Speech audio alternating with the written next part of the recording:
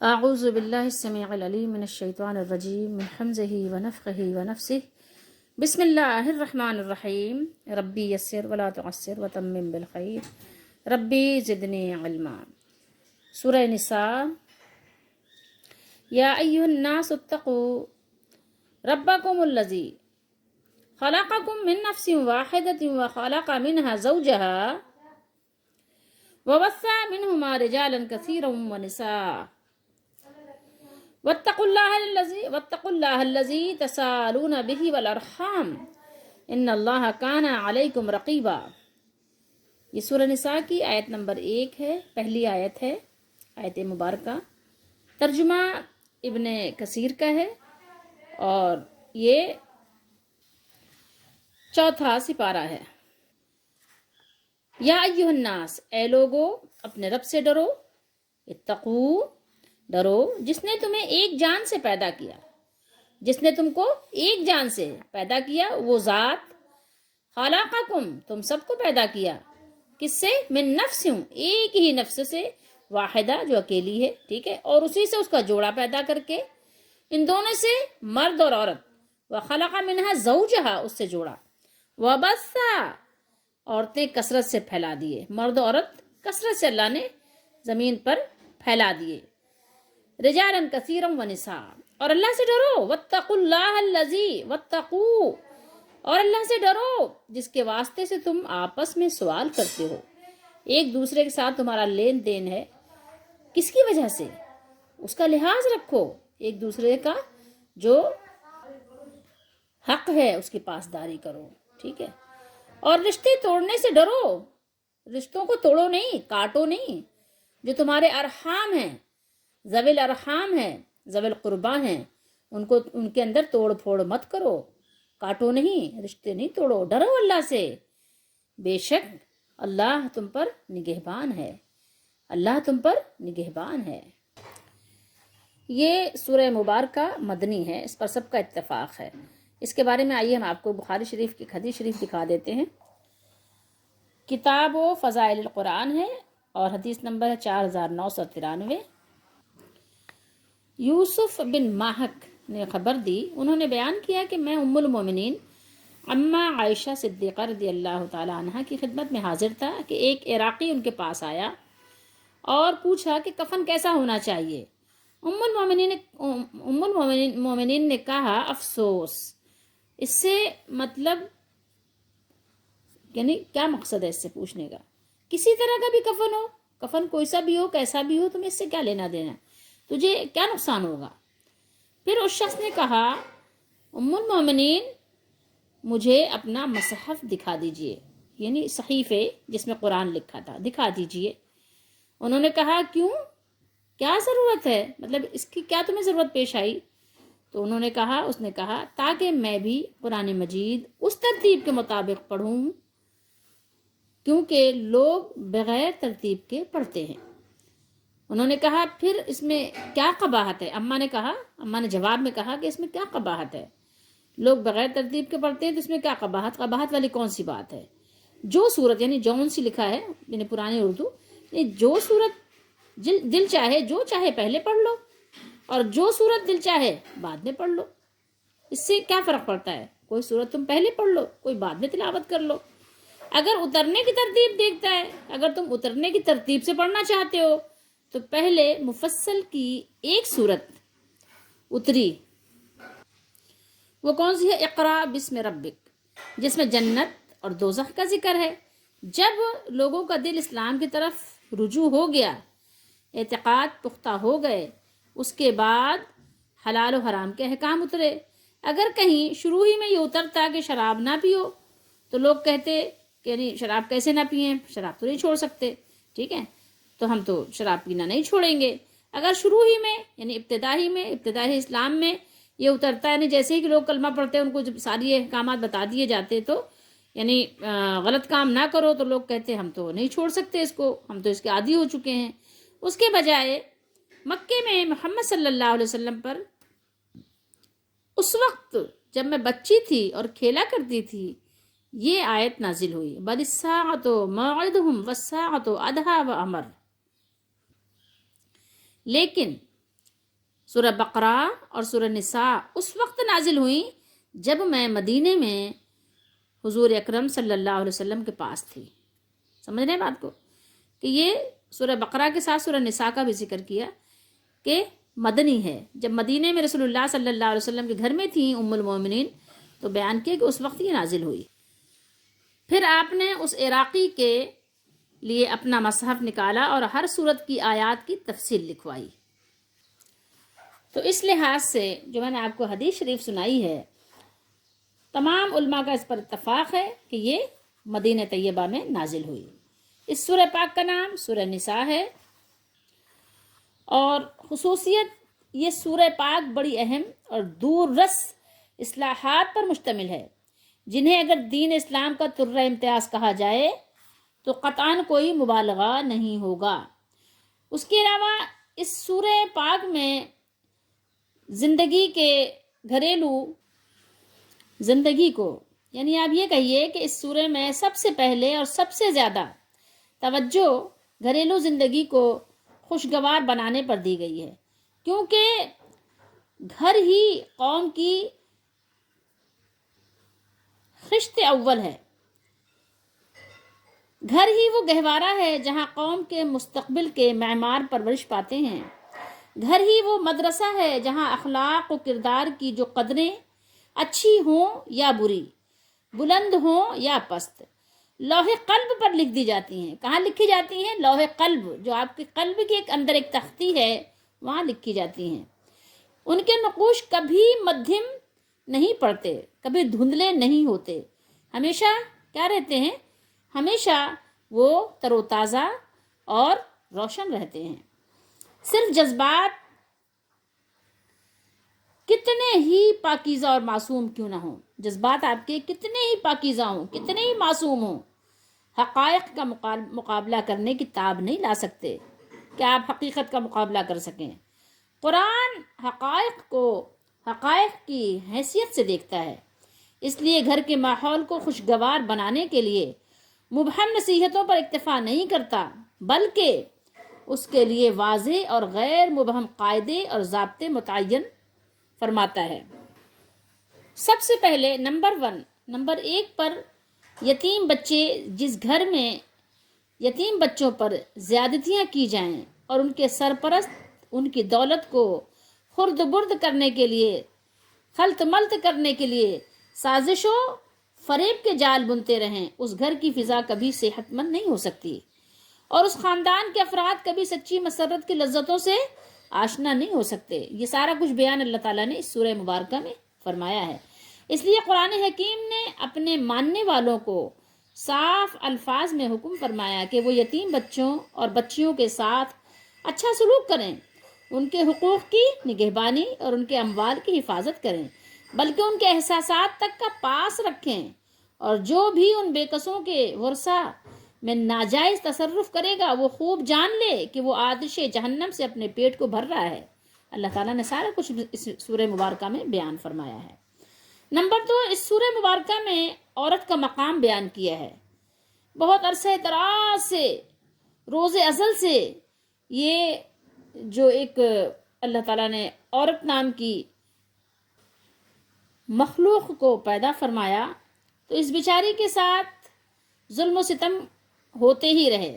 یہ ظلم و ستم کا نشانہ بنی ہوئی تھی یہ عورت، جبکہ آج اسلام نے جو اس کو آزادی دی تو آج بھی حال یہ ہے کہ ناجائز فائدہ اٹھا رہی ہے یہ عورت، لیکن اس کے ساتھ اس سے پہلے کیا ہو رہا تھا اس کو اندازہ ہی نہیں ہے۔ تو شاید کہ اس کو یہ اسلام کی آزادی پسند نہیں آئی، تو یہ آزادی کے نام پر اللہ ہی جانے کہ کیا کرنا چاہتی ہے۔ اسلام نے جو اس کو آزادی دی تھی وہ بہت کافی تھی، کیونکہ ہمارے مالک نے جو ہمیں جس نے پیدا کیا ہے وہ ہمارے اندر کے تمام معاملات کو، حالات کو جانتا ہے۔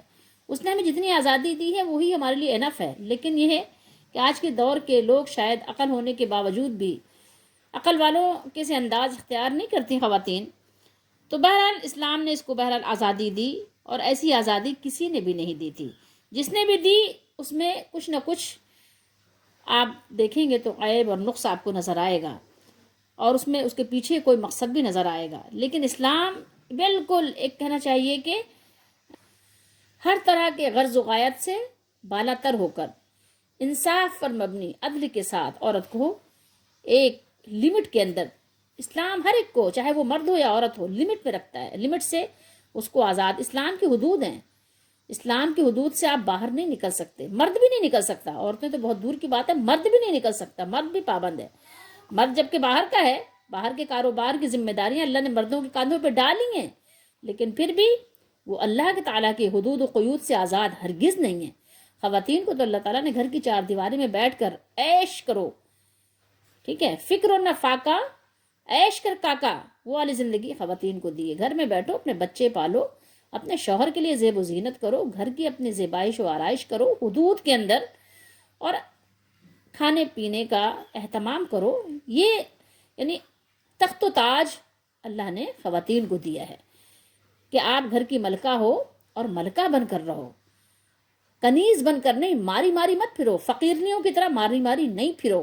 اللہ نے تمہیں یہ مناسب کیا ہی نہیں کہ تم جو ہے نا در در کی ٹھوکریں کھاتی رہو اور جی سر یس سر کے جو ہے وہ نعرے لگاتی رہو۔ تمہارے لیے اللہ تعالیٰ نے اس کو پسند نہیں فرمایا، یہ تمہاری عزت نہیں ہے، یہ تمہاری بے عزتی ہے۔ یہ تمہاری عزت تو وہاں ہے جو گھر میں تم اپنے تخت و تاج کی مالک ہو، وہاں مالکن بن کر رہتی تو وہ زیادہ اچھا تھا۔ وہ باہر نکل پڑی ہو تو خود دیکھو کہ تمہاری کتنی توہین ہو رہی ہے، تمہیں لوگوں کے لیے کچھ نہ کچھ پیش کرنا پڑ رہا ہے، تمہیں یس سر کہنا پڑ رہا ہے، جی سر کہنا پڑ رہا ہے۔ خود سوچو تو ذرا غور کرو، یہ قرآن تمہیں دعوت فکر دے رہا ہے، آؤ آؤ قرآن کے ماننے والیوں، آؤ قرآن کی طرف آؤ۔ تو بہرحال اسلام سے پہلے اس نازک پر جو ظلم و ستم ہو رہے تھے، جو خواتین ظلم کا نشانہ بنی ہوئی تھیں، اللہ نے اگرچہ اسے مرد کی طرح ذی روح اور ذی شعور بنایا ہے، لیکن اس کے باوجود اس کے ساتھ، خواتین کے ساتھ ایسا برتاؤ ہو رہا تھا جیسے کہ بیچاری مٹی کے بے جان مورتیاں ہوں، مٹی کی مورتی ہو بس، ٹھیک ہے، اسی جیسے مٹی کے مورتیاں نہیں ہوتی یا مٹی کے کھلونے ہوتے ہیں، بچے کھیل رہے ہوتے ہیں، کبھی توڑ رہے ہوتے ہیں، کبھی اس کو الماریوں میں سجا رہے ہوتے ہیں، کبھی پاؤں کے نیچے روند رہے ہوتے ہیں، کبھی پھینک دیتے ہیں، کبھی ڈسٹ بن میں ڈال دیتے ہیں، ٹھیک ہے۔ تو اسی طریقے سے عورتوں کے ساتھ بھی سلوک ہو رہا تھا، ٹھیک ہے، کبھی وہ بہرحال برابر میں بیٹھ جاتی تھی، برابر میں بٹھا لی جاتی تھی، اور کبھی وہ نکال باہر کر دی جاتی تھی، مطلب ایک عجیب سا سلوک کیا جاتا تھا اس کے ساتھ۔ اور اگر جوا کھیلتے تھے تو جوا میں بھی عورت کی شرط لگا دیتے کہ ٹھیک ہے اگر میں ہار گیا تو یہ عورت تمہاری ہو گئی، ٹھیک ہے۔ تو جوا میں اس بیچاری مظلوم کو داؤ پر لگایا جا سکتا تھا کہ جیت گئے تو ٹھیک ہے، ہار گئے تو یہ خاتون اب تمہاری ہوں گی، ٹھیک ہے۔ اس کے علاوہ اگر اس کا ہسبینڈ، اس کا شوہر مر جاتا تو اس کے ساتھ قانونی طور پر قانون کسی حیثیت اس قوم کو حاصل تھی کہ قانوناً اسے جل کر راکھ ہونا پڑتا تھا۔ شوہر تو مر گیا، اس کا جو خاوند تھا وہ تو مر گیا، اب وہ تو اپنی طبعی موت مرا ہے، لیکن اس عورت کو زبردستی اس کے ساتھ مارا جاتا تھا اور اس کو مرنا پڑتا تھا، وہ جلایا جاتا تھا تو اس کو بھی اس کے ساتھ جلنا پڑتا تھا۔ اور بڑی عجیب سی بات یہ بھی ہے کہ کچھ ایسی بھی قومیں تھیں، کچھ ایسے بھی لوگ تھے، کچھ ایسی بھی آبادیاں تھیں، بستیاں تھیں کہ جہاں پر عورتوں کو تمام برائیوں کی جڑ کہا جاتا تھا، اس کو منحوس سمجھا جاتا تھا، نحوست کی علامت سمجھا جاتا تھا، ٹھیک ہے، اسے تمام برائیوں کی جڑ اور انسان کی ساری بدبختیوں کا چشمہ اس کو سمجھا جاتا تھا، یقین کیا جاتا تھا۔ اور کہیں ایسے بھی لوگ تھے، بڑے تحقیقی نامور لوگ، فلاسفر، اور کہیں چوٹی کے نامور فلسفی اس کے انسان ہونے کو بھی مشکوک نگاہوں سے دیکھا کرتے تھے کہ یہ انسان ہے بھی کہ نہیں، یہ ہم میں سے ہے بھی کہ نہیں، اس کو بھی وہ شک کرتے تھے کہ سمجھتے تھے شاید یہ ہمارے لیے کھلونا ہے، اس کو استعمال کرو، اس کو جب چاہو رکھو، جب چاہو اٹھا کے پھینک دو، جیسے کچرے کا ڈھیر ہوتا ہے نا، آپ کچھ کھاتے ہیں، آپ نے پھل کھایا، چھلکے اٹھا کر پھینک دیے، تو بس اسی طریقے سے اس کے ساتھ بھی وہ معاملات کرتے تھے کہ جیسے اس کے بارے میں ہماری کوئی پکڑ دھکڑ ہے ہی نہیں، پوچھ گچھ ہے ہی نہیں۔ اس کے علاوہ اس کے ساتھ کیا معاملہ تھا، ملکیت میں اس کو کوئی حق حاصل نہیں تھا، اس کو کوئی ملکیت نہیں ملتی تھی، یہ مالک نہیں تھی کسی بھی چیز کی، یہ مردوں کی مملوک تو تھی لیکن یہ ملکیت نہیں رکھتی تھی، اس کے پاس ملکیت کی حیثیت سے کوئی چیز نہیں ہوتی تھی، ٹھیک ہے، اس کو ملکیت کے حقوق بھی حاصل نہیں تھے۔ اور اس خاتون یا ان خواتین کو ازدواجی بندھنوں میں جب ان کو یعنی کسی کے ساتھ ان کا رشتہ کیا جاتا، جس کو ہم آج شادی کا نام دیتے ہیں، تو اس میں مقید کرنے سے پہلے کوئی بھی اس سے پوچھتا نہیں تھا کہ بھائی فلاں سے آپ کی شادی کریں کہ نہیں کریں، آپ کی مرضی ہے کہ نہیں ہے، آپ کو وہ فلاں پسند ہے کہ نہیں ہے، اس لڑکے سے آپ کا ہم یعنی رشتہ کرنے جا رہے ہیں، نکاح یا شادی جو بھی رواج ہوتا تھا۔ جیسے ہمارے اسلام میں کیا ہے کہ خاتون کی مرضی ضروری ہے، کماری ہو جب بھی اور وہ بیوہ یا طلاق والی ہو جب بھی، اس کی مرضی ضروری ہے۔ یہ اور بات ہے کہ ولی کی اجازت کے بغیر بھی نکاح نہیں ہوتا، ولی کی مرضی بھی ضروری ہے جو آپ کا ولی ہے، لیکن خواتین کی مرضی بھی ضروری ہے، ٹھیک ہے، یعنی باہم دونوں کی رضا اور رغبت ہونی چاہیے، یہ آپ کو یعنی اسلام نے پابندی عائد کی ہے۔ لیکن اس زمانے میں اسلام سے پہلے اس کی رائے لینے کا کوئی تصور نہیں تھا، بلکہ اس سے بھی بدتر حالات تھے۔ بدتر حالات کیا تھے؟ اسلام سے پہلے یہ صنف نازک گرفتار تھی بدتر حالات میں، جہاں کنبے کے نصف افراد کی بے بسی کا یہ عالم ہو، وہاں خوشی اور مسرت کا گزر کیسے ہو سکتا ہے؟ آپ سوچ سکتے ہیں، جہاں بیٹیاں، جہاں بہویں، جہاں بیویاں، جہاں بہنیں، جہاں پڑوسنیں، جہاں عام خواتین اس قدر ظلم و ستم کا نشانہ ہوں، اس قدر قید و بند کی پابند ہوں، اس قدر ظلم میں جکڑی ہوئی ہوں، مقید ہوں، وہاں آپ کیسے تصور کر سکتے ہیں کہ کوئی خوشحالی کی فضا بھی ہو سکتی ہے؟ کیونکہ یک طرفہ تو خوشی کبھی بھی میسر نہیں آ سکتی۔ مرد خوش ہے اور عورت ناخوش ہے تو آپ کو کیا لگتا ہے کہ گھر میں کیا خوشی ہوگی؟ مرد جو ہے وہ چہچہا رہا ہے، وہ گنگنا رہا ہے، وہ قہقہے لگا رہا ہے، اور عورت بیچاری درد و کرب سے آہیں بھر رہی ہو، تو آپ کیا سمجھتے ہیں کہ ایسے گھر میں خوشی ہو سکتی ہے؟ کبھی بھی نہیں، ہرگز نہیں۔ اور تو اور سارے ظلم تو ایک طرف، لیکن جب حال یہ ہو کہ انسان اپنی وجود سے پیدا کی ہوئی اولاد، اپنی بیٹی ہونے کے نام پر، بیٹی ہونے کی وجہ پر اس کو زندہ دفن کر دیا جائے، اس کو زندہ گڑھوں میں ڈال دیا جائے، اس کو زندہ درگور کر دیا جائے، اب اس سے بڑا ظلم تو اور غالباً کوئی بھی نہیں ہو سکتا۔ اتنی سفاکیت، اتنی بربریت کسی انسان سے تو محال ہے۔ کوئی انسان جو اپنے آپ کو کہے کم از کم، اس سے تو ایسی امید نہیں کی جا سکتی۔ بہت ہی ظلم کرنے والا ہو لیکن اپنی اولاد کے ساتھ تو ایسا نہیں کر سکتا، لیکن وہ قومیں ایسی تھیں، اور خیر اس کے نقش قدم پر چلنے والے آج بھی ہیں، ختم نہیں ہوئے ہیں۔ یہ اور بات ہے کہ قرآن نے ان سب کو کیا کیا؟ حرف غلط کی طرح مٹا دیا، ختم کر دیا۔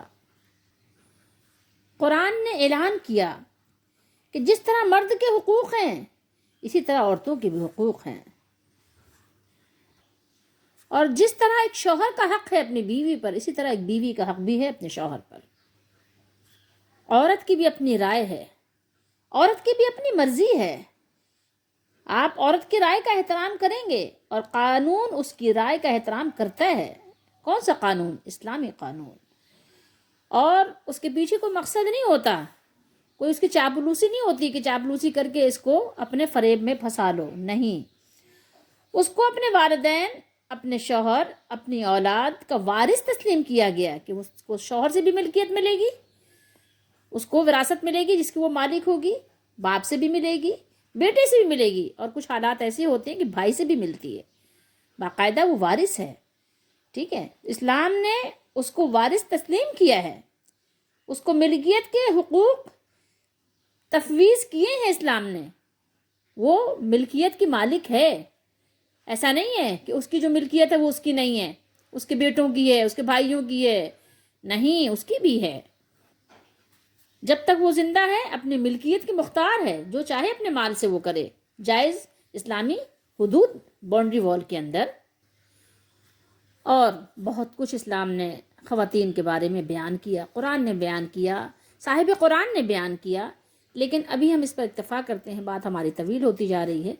ابھی ہم چلتے ہیں جو قرآن یہاں بیان کر رہا ہے، یا ایھا الناس اتقوا ربکم الذی، اس پر ہم ذرا دیکھتے ہیں کہ کیا وضاحت کی گئی ہے قرآن و حدیث میں، صحابہ نے اس کو کیسے سمجھا ہے، اس کو سمجھنے کی کوشش کرتے ہیں۔ باقی جو چیزیں ہیں وہ انشاءاللہ ہم جیسے جیسے رفتہ رفتہ آگے بڑھیں گے اس کو ہم سمجھنے کی کوشش کرتے رہیں گے انشاءاللہ۔ یا ایھا الناس اتقوا ربکم الذی، اے لوگو اپنے رب سے ڈرو، اے لوگو اپنے رب سے ڈرو۔ اللہ تعالیٰ نے اپنے بندوں کو حکم دیا ہے کہ وہ تقوی اختیار کریں، اور تقوی کے معنی یہ ہیں کہ وہ اسی وحدہ لا شریک کی عبادت کریں۔ اللہ تعالیٰ نے اپنی اس قدرت کی طرف توجہ مبذول کرائی ہے جس کے ساتھ اس نے ان سب کو ایک ہی شخص یعنی حضرت آدم علیہ السلام سے پیدا فرمایا۔ وَخَلَقَ مِنْهَا زَوْجَهَا، زوج کہتے ہیں جوڑے کو، بیوی کو، شوہر کو بھی زوج کہتے ہیں، ہا یعنی اس کا جوڑا، پیدا فرمایا، بنایا۔ حدیث شریف ہے بخاری شریف کی 3331، رسول اللہ صلی اللہ علیہ وآلہ وسلم نے فرمایا، عورتوں کے بارے میں میری وصیت کا ہمیشہ خیال رکھنا، کیونکہ عورت پسلی سے پیدا کی گئی ہے، عورت پسلی سے پیدا کی گئی ہے، پسلی میں بھی سب سے زیادہ ٹیڑھا اوپر کا حصہ ہوتا ہے۔ اگر کوئی شخص اسے بالکل سیدھی کرنے کی کوشش کرے تو انجام کار کیا ہوگا؟ توڑ کے رہے گا۔ اگر آپ پسلی کو سیدھا کریں گے تو کیا ہوگا؟ ٹوٹ جائے گی، اور جب ٹوٹ جائے گی تو کیا ہوگا؟ پھر کیا آپ صحت مند رہ سکتے ہیں؟ کیا نہیں رہ سکتے نا۔ پسلی کو سیدھا کریں گے، ٹیڑھی ہو، اگر پسلی کو کہیں گے سیدھے ہوگی یہ رہے ہمارے جسم میں، تو سیدھی ہو کر رہے گی تو کیا ہوگا؟ پھر آپ نہیں رہیں گے نا۔ پسلی تو سیدھی ہو جائے گی لیکن پھر آپ ٹیڑھے ہو جائیں گے، یہی ہوگا نا۔ تو بات یہ ہے کہ جس طرح اللہ نے بنایا ہے ہمارا فائدہ اسی میں ہے، ٹھیک ہے۔ تو یہاں بتایا جا رہا ہے، اللہ کے نبی صلی اللہ علیہ وسلم نے فرمایا کہ اگر تم پسلی کو سیدھا کرو گے تو وہ توڑ دو گے، ٹھیک ہے، اور توڑ دو گے تو کیا ہوگا؟ برباد ہو جاؤ گے، ہلاک ہو جاؤ گے۔ اور اگر اسے وہ یوں ہی چھوڑ دے گا، جیسے جس حال پر ہے رہنے دو اس کو اسی حال پر، ٹھیک ہے، اس میں چھیڑ چھاڑ نہ کرو، چھیڑ چھاڑ کرنے کی ضرورت نہیں ہے نا، چھیڑ چھاڑ کرنے کی کیا ضرورت ہے؟ آرام سے پسلی پڑی ہے، پڑی رہنے دو اپنے جگہ پر، اس کو اپنے مقام پر فٹ ہے، وہ اپنے حساب سے ہے، ٹھیک ہے، اس میں کوئی آپ کو کیا کچھ تنگی محسوس ہو رہی ہے؟ کچھ بھی نہیں محسوس ہو رہی ہے، آرام سے تو ہے اپنے جسم میں، ایک جگہ آرام سے ہے، ٹیڑھی ہے تو کیا ہو گیا؟ تو اس کو چھوڑ دو، اس کو حال پر اسی کو چھوڑ دو، تو پھر ٹیڑھی ہی رہ جائے گی، ٹھیک ہے، ٹیڑھی رہے گی تو کیا ہوگا؟ فائدہ تو اسی میں ہے، ٹیڑھے پن میں ہی نا۔ آپ اس سے فائدہ اٹھا رہے ہو اپنی پسلی سے، آرام سے زندگی گزر اوقات، زندگی کے دن بسر ہو رہے ہیں۔ سو عورتوں کے بارے میں میری نصیحت مانو، عورتوں سے اچھا سلوک کرو، یعنی وہ ٹیڑھی ہے ان کو ٹیڑھا رہنے دو، چھوڑ دو ان کو۔ عورتوں کے اندر ٹیڑھا پن ہے، اللہ کے نبی صلی اللہ علیہ وسلم نے بیان کیا، ٹھیک ہے، عورتوں کے اندر ہے یہ چیز۔ مردوں میں یہ بات نہیں کہ مردوں میں نہیں ہے، لیکن مقصد یہ کہنے کا ہے کہ یہ اپنے شوہر کے اور گھر میں بھی معاملات کرتی ہے۔ باہر جو مرد ہوتا ہے نا یہ عموماً باہر کر کے آتا ہے، لیکن عورتیں جو ہیں یہ گھر میں بھی اپنے شوہر کے ساتھ بھی، شوہر کے ساتھ پوری زندگی اچھے سلوک کرتا رہے، پھر بھی یہ ان عورتوں کی بات ہو رہی ہے، اکثر سب کی بات نہیں ہو رہی ہے، سب یہ اس پر جو ہے یہ بات قیاس نہ کریں، لیکن عمومی بات ہو رہی ہے، عام بات یہی ہے کہ عورتیں ایسی ہیں، لیکن پھر بھی کیا کرو؟ عورتوں کے ساتھ چشم پوشی والا معاملہ کرو، درگزر والا معاملہ کرو، کیونکہ اکثر و بیشتر یہ عقل سے کام لیتی بھی نہیں ہے، وہ اپنا بناؤ سنگار اور اپنا زرق برق چمک دمک اسی میں لگی رہتی ہیں، کنگھی چوٹی۔ خلقکم من نفس واحدہ، یعنی پوری نوع انسانی آدم علیہ السلام کی نسل سے ہے۔ رسول اللہ صلی اللہ علیہ وسلم نے فرمایا، قیامت کے دن لوگ آدم علیہ السلام کے پاس جائیں گے اور کہیں گے، اے آدم علیہ السلام، آپ انسانوں کے کیا ہیں؟ بابا ہیں، ٹھیک ہے، والد ہیں، آپ انسانوں کے جد امجد ہیں، آپ کو اللہ تعالیٰ نے اپنے ہاتھوں سے بنایا، بخاری شریف میں ہے، اور اللہ تعالیٰ نے ایک ہی جان سے پیدا کرنے کی طرف ہماری اور آپ کی توجہ دلائی ہے۔ یہاں توجہ دلانا بھی مقصود ہے کہ تم تمام انسان ایک شخص کی اولاد ہو، کوئی اور رشتہ داری نہ ہو تو یہ رشتہ کافی ہے، یہ رشتہ داری جو اللہ تعالیٰ نے قائم کی ہے یہ کم نہیں ہے، یہ بہت بڑا رشتہ ہے انسانیت کا ایک دوسرے کے ساتھ، اس کا خیال ہی رکھو کہ اللہ تعالیٰ نے یہ رشتہ ہمارا قائم کیا ہے۔ اور اپنے کمزوروں کی مدد کرتے رہو، ان پر ظلم نہ ڈھاؤ۔ اور جو رسول اللہ صلی اللہ علیہ وسلم نے فرمایا کہ عورت کو پسلی سے پیدا کیا گیا ہے اور پسلی میں سب سے ٹیڑھا حصہ اوپر کا حصہ ہوتا ہے، سو اگر تم اسے سیدھا کرنا چاہو گے تو توڑ بیٹھو گے، اور اگر اس سے فائدہ اٹھانا چاہو تو اس طرح فائدہ اٹھاؤ گے کہ اس میں برابر ٹیڑھا پن ہوگا، یعنی وہ اپنے جگہ پہ ٹیڑھی رہے گی، لیکن تم اپنے حساب سے عقل کا مظاہرہ کرتے ہوئے اس سے فائدہ اسی حال میں اٹھا سکتے ہو، تھوڑا نرمی سے کام لے کر، درگزر سے کام لے کر۔ ورنہ اگر اس سے بحث مباحثہ کرو گے اور ضد والا معاملہ کرو گے تو ظاہر ہے عورت تو پیچھے نہیں ہٹے گی، کم عقلی کی وجہ سے ظاہر ہے پھر اپنا گھر وہ خراب کر لے گی۔ اور بعض روایات میں ہے بھی، آپ صلی اللہ علیہ وسلم نے فرمایا کہ وَكَسْرُهَا طَلَاقُهَا، کیا فرمایا؟ بعض روایات میں ہے وَكَسْرُهَا طَلَاقُهَا، اور اس کا توڑنا اسے طلاق دینا ہے۔ مسلم شریف میں یہ حدیث شریف موجود ہے اسی کی تفسیر میں، اور بخاری شریف میں بھی ہے، 5184 پر آپ کو یہ حدیث شریف بخاری میں بھی مل جائے گی۔ قرآن مجید کی اس آیت مبارکہ سے یہ بات معلوم ہوتی ہے کہ آدم علیہ السلام سے بی بی حوا پیدا ہوئی ہیں، ان کی پسلی سے پیدا کیا گیا ان کو، ٹھیک ہے، اور اس کی کیفیت رسول اللہ صلی اللہ علیہ وسلم نے بیان نہیں فرمائی کہ کیسے پیدا ہوئیں۔ بعض لوگ اس کا مطلب یہ بیان کرتے ہیں کہ عورت میں کچھ ٹیڑھا پن رہتا ہے تو اس لیے اسے پسلی سے تشبیہ دی گئی ہے، ٹھیک ہے، مگر یہ بات غلط ہے۔ قرآن کے صریح، صاف اور واضح الفاظ کہ آدم سے اس کی بیوی کو پیدا کیا، ان کے ساتھ حدیث شریف کو ملائیں تو اس کا پسلی سے پیدا ہونا ثابت ہوتا ہے۔ ہاں، اس کی کجی بھی اپنی جگہ درست ہے، یہ جو بیان کیا گیا۔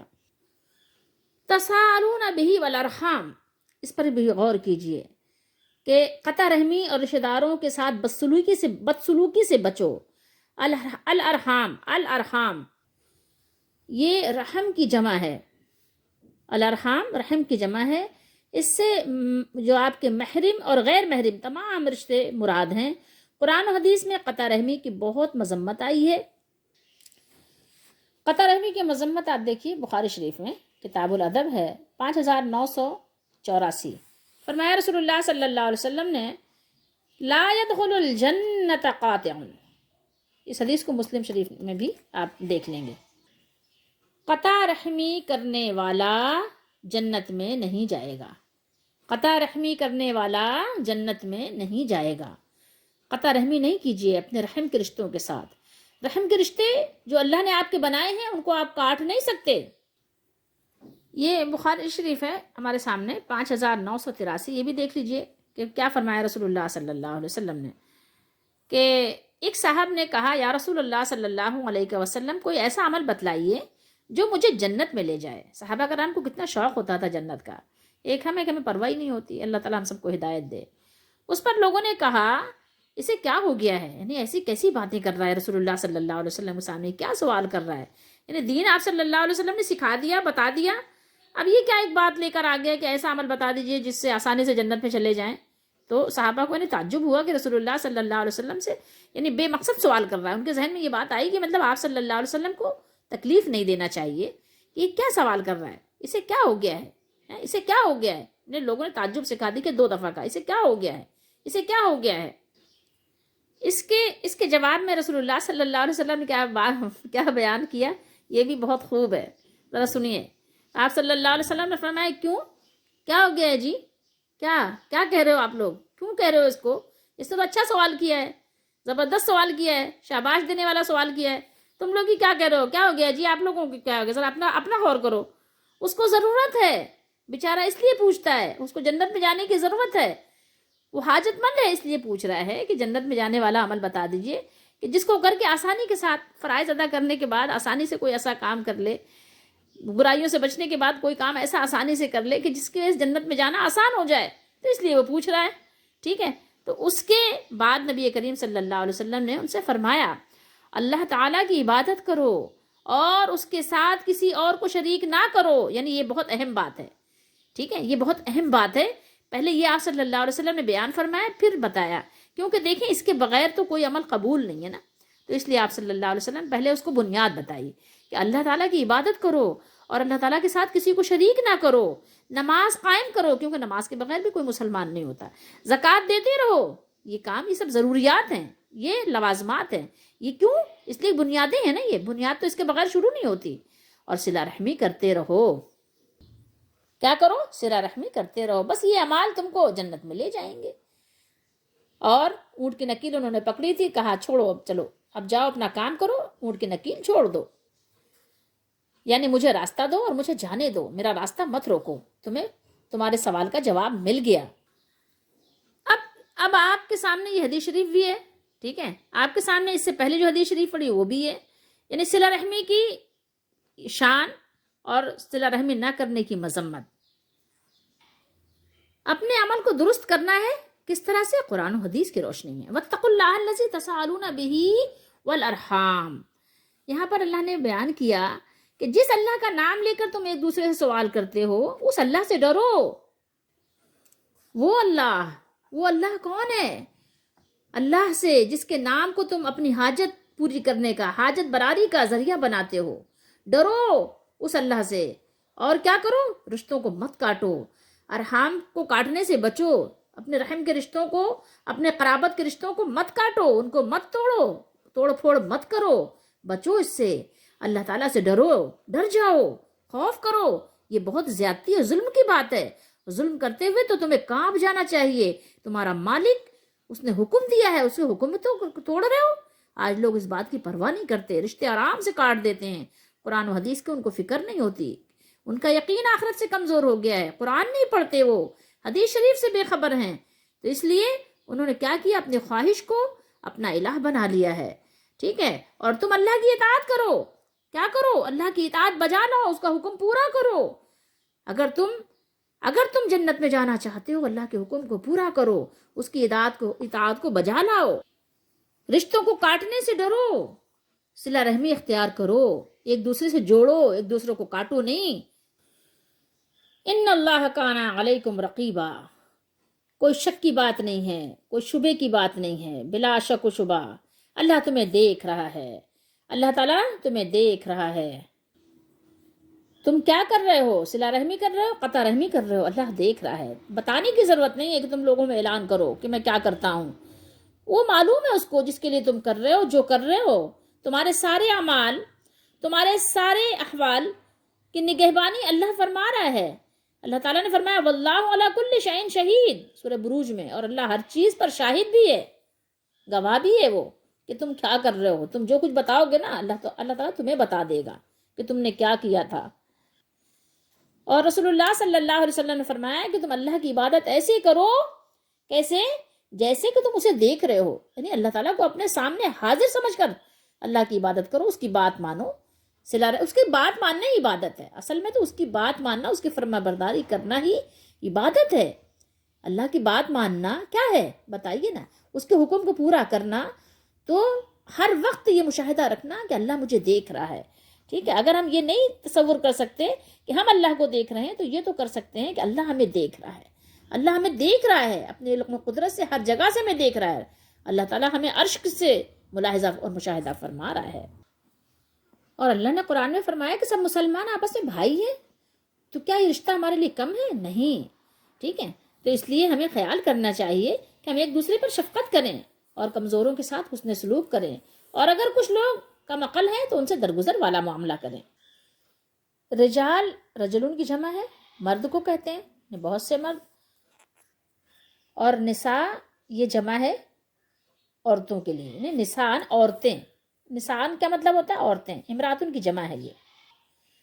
تو اس سورہ مبارکہ میں عورتوں کے بہت سے اہم مسائل بیان ہوئے ہیں، اس کا تذکرہ ہے. اس لیے اس سورہ مبارکہ کو سورہ نساء کہا جاتا ہے. قرآن مجید میں تقوی کی بڑی تاکید ہے. آپ نے دیکھا کہ اس سورہ کا آغاز کس پر ہوا؟ تقوی پر ہوا.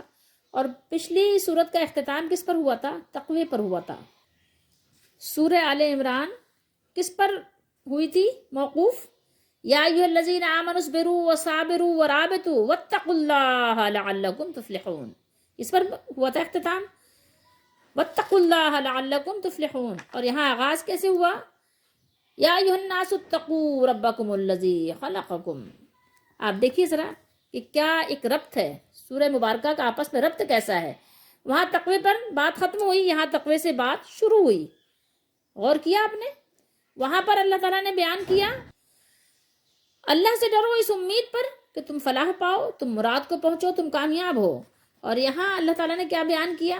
یہاں اللہ تعالیٰ نے بیان فرمایا کہ اللہ سے ڈرو جس نے تم کو ایک جان سے پیدا کیا. ذرا غور کیجئے. تو یہاں پر سورہ آل عمران ختم ہوئی تقوی پر، اور یہ سورت بھی تقوی کے حکم سے شروع ہو رہی ہے، اور ایک ہی آیت میں 2 جگہ تقوی کا بیان کر دیا گیا. تو آئیے دیکھتے ہیں کہ میں اور آپ کیا کر رہے ہیں. کیا ہم اللہ تعالیٰ کے حکم کی، یہ تقوی کی جو اللہ تعالیٰ نے بار بار تاکید فرمائی ہے، اس حکم کو بجا لا رہے ہیں، پورا کر رہے ہیں؟ کیا ہم اپنے رب کی مخالفت سے ڈر رہے ہیں کہ اپنے رب کی باتوں کی مخالفت تو کہیں نہیں کر رہے ہیں، کہ چھوٹی چھوٹی باتوں پر اپنے رشتوں کو ختم کر دیتے ہیں ہمیشہ کے لیے، توڑ دیتے ہیں ہمیشہ کے لیے؟ سوچئے، غور کیجئے. اور رسول اللہ صلی اللہ تعالیٰ علیہ وآلہ وسلم اس کو خطبہ نکاح پر پڑھا کرتے تھے. آپ کو پتہ ہے رسول اللہ صلی اللہ علیہ وسلم خطبہ نکاح میں، یہ سنت ہے، آپ صلی اللہ علیہ وسلم اس سورہ مبارکہ کو یہاں پر پڑھا کرتے تھے، تلاوت کرتے تھے خطبہ نکاح میں. دیکھیے یا ایھا الناس اتقوا میں ایک چیز اور بھی قابل غور ہے جو غور کرنے کی دعوت دے رہی ہے. یہ آیت مبارکہ کا آغاز جو ہے یہ ہمیں غور و فکر کی دعوت دے رہی ہے. خطاب اللہ تعالیٰ نے کس طرح فرمایا؟ فرمایا یا ایھا الناس، جس میں تمام انسان شامل ہیں، مرد ہوں یا عورتیں، اور نزول قرآن کے وقت پر موجود لوگ ہوں یا بعد میں آنے والے قیامت تک پیدا ہونے والے لوگ ہوں. اور پھر حکم اتقو کے ساتھ اللہ تعالیٰ کے اسماء حسنہ جو اللہ کے خوبصورت نام ہیں، اس میں سے کس نام کا انتخاب ہوا ہے؟ رب کا. رب کا انتخاب ہوا،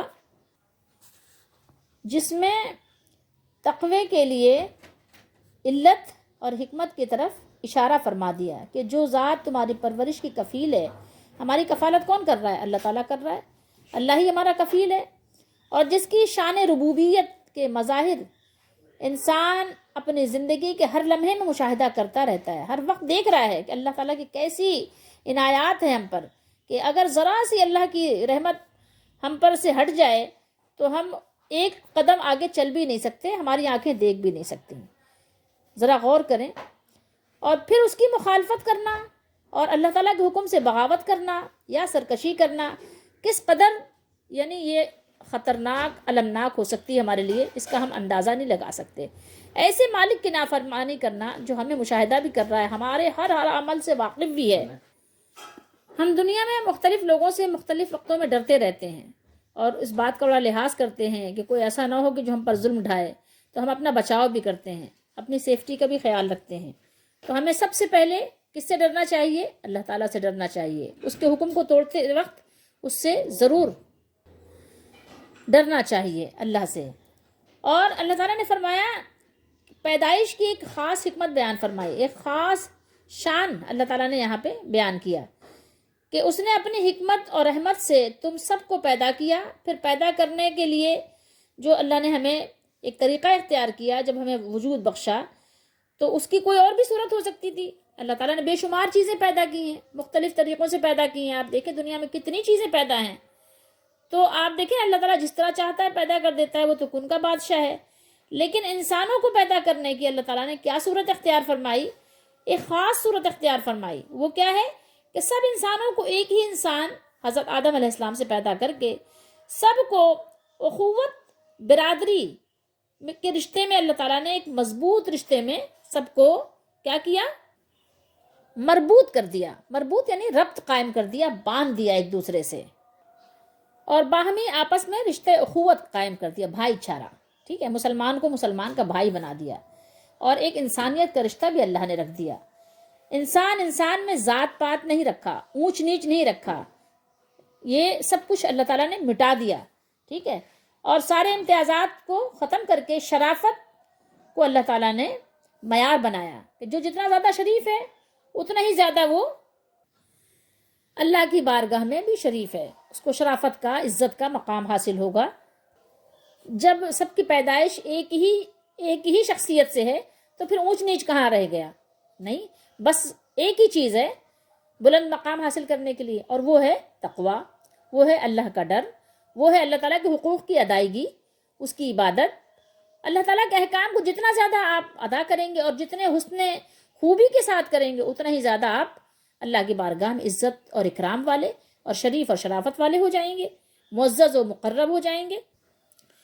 تو اس آیت میں بیان کیا کہ سب سے پہلے تو آپ اپنے مالک کی نافرمانی سے ڈرو اور احتیاط کرو، بچو، پھونک پھونک کر قدم رکھو، اور پھر اس کے بعد ہمیں اس سورہ مبارکہ میں ایک دوسرے کے حقوق بھی بتائے گئے کہ ایک دوسرے کے حقوق کا بھی لحاظ رکھو، ایک دوسرے کا خیال بھی رکھو، ٹھیک ہے؟